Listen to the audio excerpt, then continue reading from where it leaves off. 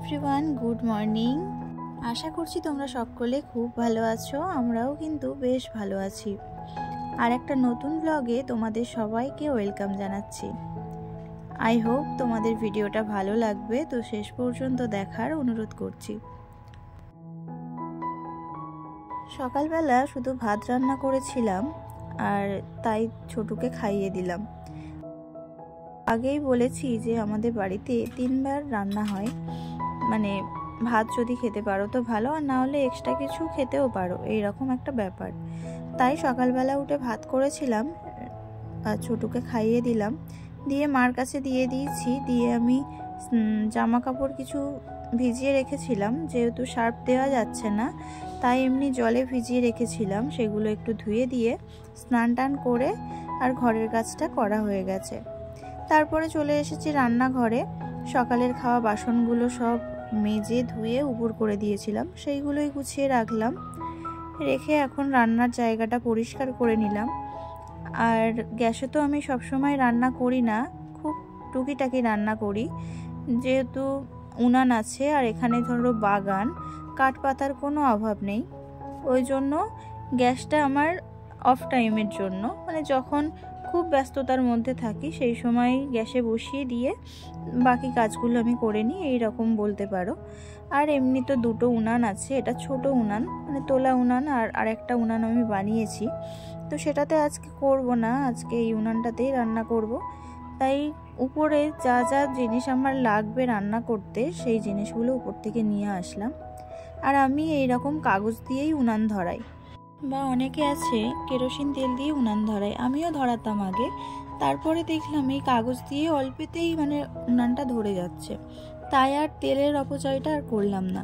কাগজ একটু সাবধানের সঙ্গে ধরে যদি উনানটা ধরানো যায়, প্রথম দিকে একটু আস্তে জ্বলবে, তারপরে দেখো আমার উনানটা কিন্তু ধরে গেছে। আর আমি এদিকে সবজিগুলো কেটে নিচ্ছি। আর বারান্দায় দেখো ফ্রিজটা নিয়ে আসা হয়েছে ঘরের থেকে, ওই জন্য আমার বরমশাই ঘরের থেকে একটা ক্যাচিং করছে যাতে বারান্দায় ফ্রিজের বোর্ডটাকে লাগাতে পারে। আর আমাদের বাড়িতে যত কারেন্টের কাজ বা কলের পাইপের কাজ বলো, সব কিছু কিন্তু আমার বরই করে, বাইরের থেকে আর লোক নিয়ে আসা লাগে না। আর ওর শেখা বলতে ও দেখে দেখেই সব শিখেছে। তো যাই হোক, আমাদের কাজ তো আমাদের মতো হচ্ছে। ছোটু বিরক্ত করছিল, ওর ঘুম পেয়েছে, সকালবেলা তো বেশি সময় ঘুমায়নি, আর এখন যেহেতু 1-1:30 মতো বেজে গেছে, তাই ওর খিদেও পেয়েছে, তাই ওকে খাইয়ে দিলাম। আর উনানের ধারে মাকে বসিয়ে দিয়েছি যে দুধটা একটু জাল দেবে, আর গরুর জন্য খুদ রান্না হয়, সেই খুদটা জাল দেবে। ছোটুকে খাওয়াতে আমার প্রায় 1 ঘন্টার কাছেই সময় লাগে। বাচ্চাদের খাওয়াতে গেলে তো বদমাইশি করবেই। তো চলো, আমার খাওয়ানো হয়ে গেছে, আর মাকে বললাম একটু থালাটা ওখানে রাখো, আমি পরে এসে ধুইছি, আর সবজিটা একটু ধুয়ে দিতে। আর এদিকে দেখো বোর্ড লাগানো হয়ে গেছে, আর আমাদের রান্না হয়ে গেছে, কিন্তু তোমাদের দাদাভাই এখনো স্নান করেনি। এখন দেওয়ালগুলো জল দিচ্ছে, জল না দিলে তো হবে না, আর কালকে মিস্ত্রি আসবে ওই জন্য। আর ঘরের মধ্যে এরকম জল জমিয়ে রেখেছে। তো চলো, এদিকে আমি ছোটুকেও ঘুম পাড়িয়ে দিয়েছি। আর আমার ঘরের অবস্থা দেখো, যতবার ঘর গোছাই ততবার এরকম এলোমেলো হয়ে যায়। ঘরের কাজ যতদিন না সম্পূর্ণভাবে শেষ হচ্ছে ততদিন কোনো কাজ করা যাবে না, মানে ঠিক মতো হবে না। আর ছোটুকে আমি ঘুম পাড়িয়ে দিয়েছি, আর এদিকে দেখো আমাদের মুরগি বাচ্চা উঠেছে কতগুলো। তো এখনো কটা ডিম আছে, আর ওদের মা ওদেরকে আঁকলে নিয়ে বসে আছে। তো যাই হোক, গুড ইভিনিং বন্ধুরা, আবারও চলে এসেছি সন্ধেবেলায়। তো ঘর দোর গোছাতে গোছাতে আমার সন্ধে হয়ে গেছে। যাই হোক, টুকিটাকি এইভাবেই আমি গুছিয়েছি, কিন্তু টেবিলের উপরটা এখনও গুছিয়ে পারিনি। তো ছোট ছোট জিনিসগুলো ওর উপরে রেখেছি, আর শোকেসের মধ্যেটাও এখন আমি হাত দিতে পারিনি। তো চলে আসলাম এখন রান্না করতে। রাত্রিবেলা রান্নাটা করব গ্যাসে। তো ভাত বসিয়ে দিলাম এদিকে, দিয়ে এবার আমি বাকি কাজগুলো সেরে নেব। যেমন এই আটা চালতে হবে, তাই একটা পেপার নিলাম। পেপারের উপরটাই চাললে না অনেক দিকে ছড়িয়ে যায়, তো পেপারের উপরে চাললে আর সেই ছড়ানো ভাবটা থাকবে না। আর ছোটুরও খিদে পেয়েছে। ওরা দুপুরবেলা ভাত খেয়ে ঘুমিয়েছিল আর তারপরে কিছু খায়নি, তাই এখন সন্ধ্যের টিফিনটা বানিয়ে দেব। একটু গোলা রুটি বানাবো আর দুধ আছে, দুধ দিয়ে খেয়ে নেবে। তো ওর এতটাই খিদে পেয়েছে, ও এখানে চলে এসছে, এসে এইটা নিয়ে ও ঘরে যাবে। মনে করেছে এতে মুড়ি আছে বা যাই হোক একটা কিছু আছে, ওটা নিয়ে ঘরে যাবে। দেখো আমাকে কোনো কাজ করতেই দিচ্ছে না। তো আমি চেষ্টা করি সব সময় কাজ করে সেই কাজটা যাতে গুছিয়ে নেয়ার। তো আমার এখানে আটা চালা হয়ে গেছিলো আর ছোট টানাটানি করায় এখানে একটু আটাও পড়ে গেছিলো। আমি ওটা পরিষ্কার করে নিলাম, নিয়ে এখন ওদের জন্য রুটি বানিয়ে দেব। আর এদিকে আমার তো ভাত হচ্ছে। সব সময়ের জন্য আমি চেষ্টা করি যাতে একটা কাজ থেকে আর একটা কাজ করা যায়। যেমন এদিকে ভাত বসিয়ে দিয়ে ওদের খাবার বানিয়ে দিচ্ছি, তার পাশাপাশি ঘর বাড়িটা একটু অগোছালো হলে যেন গা হাত পা কেমন একটা হয়। তো এখন যেহেতু কাজ হচ্ছে বাড়ির, যতদিন না কাজটা সম্পূর্ণ হচ্ছে ততদিন যেন মনের মতো করে আমি গুছিয়ে রাখতে পারছি না, এটাই হচ্ছে ব্যাপার।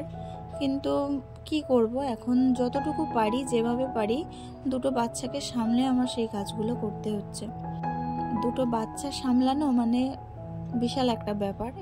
ওদেরকে রুটি বানিয়ে দিয়েছি, ওরা খেতে খেতে একটু দুষ্টুমিও করছে। আর তোমাদের দাদাভাই একটু আগে বাড়িতে আসলো, তাই ওর জন্য একটু চা বসিয়ে দিয়েছি, দুধ চা, আর এদিকে ডাল বসিয়ে দিয়েছি। আমাদের একসঙ্গে অনেকটা করে জিনিস আনা হয়, ওই জন্য বেশি বেশি থেকে যায়। তো ডালটা বাড়িতেই ছিল, আলাদা একটা কন্টেনারে রেখেছিলাম, তো ঢেলে রাখা হয়নি। যেহেতু আমার কৌটো ফাঁকা হয়ে গেছে তাই ডালটাও ঢেলে রাখবো। আর বিস্কুটও শেষ হয়ে গেছিলো, তাই আজকে বিস্কুট নিয়ে আসলো একটু আগে, তাই হাফটা ঢাললাম আর হাফটা এইভাবে জরি কাগজে বেঁধে রেখে দিলাম। তোমরা দেখবে বন্ধুরা, যখনের কাজ তখন করে নিলে না, আর পরে যে এই কাজটা জমিয়ে রেখে দেবো, এটা পরে করব, এই ব্যাপারটা আর হয় না। এইটা এখন আমার সঙ্গে ভীষণভাবে হয়, কেননা এখন বুঝতেই পারছো ঘরের কাজ হচ্ছে, আর তার উপরে একটা কাজ করতে করতে যদি আরেকটা নিয়ে এসে দেয় না, সেই কাজটা আর করে উঠতে পারি না। কিন্তু যতটা পারি ততটা করে নেওয়ার চেষ্টা করি, আর যেগুলো হয় না সেগুলো আবার ওইভাবে পড়ে থাকে, হয় 2 দিন 3 দিন পরে সেইভাবে হাত দিচ্ছি। তো যাই হোক, চলো আজকে আমি চেষ্টা করলাম যেটা যখনের কাজ সেটা তখন করে নেওয়ার। তো ডাল আমার সব এইখানেই থাকে, তো আমি সব কিছু এইভাবে সব ক্যারি করে রেখে দিলাম। আর এদিকে আমার ডাল হয়ে গেছে, ডালটা ঢেলে নেব। তো আমার রাত্রে রান্না কমপ্লিট হয়ে গেছে। আর এদিকে আমি যে থালা বাসনগুলো মেজে নিয়ে রেখেছিলাম, সেই থালা বাসনগুলো যেখানে থাকে সেইখানে রেখে দেব। আর টেবিলটাও একটু গুছিয়ে নেব, অগোছালো হয়ে আছে। আর বোতলগুলো তো জল ভরতে হবে। আর এখানে 3টে বোতলই রাখলাম, বেশি কিছু রাখলাম না, কেননা 3টেতেই এনাফ, আর লাগবে না। আর যেগুলো এক্সট্রা সেগুলো এইভাবে এই টেবিলটার মধ্যে রেখে দিচ্ছি। এই পর্যন্ত যারা আমার ভিডিওটা দেখেছো তারা প্লিজ একটা লাইক করো আর কমেন্ট করে জানিও কেমন লেগেছে। আর এখনও যারা আমার চ্যানেলটা সাবস্ক্রাইব করোনি তারা প্লিজ সাবস্ক্রাইব করে আমার পাশে থেকো। আর রান্নাঘর ছোট হোক বা বড়, গুছিয়ে রাখাটাই হচ্ছে সব থেকে বড় ব্যাপার।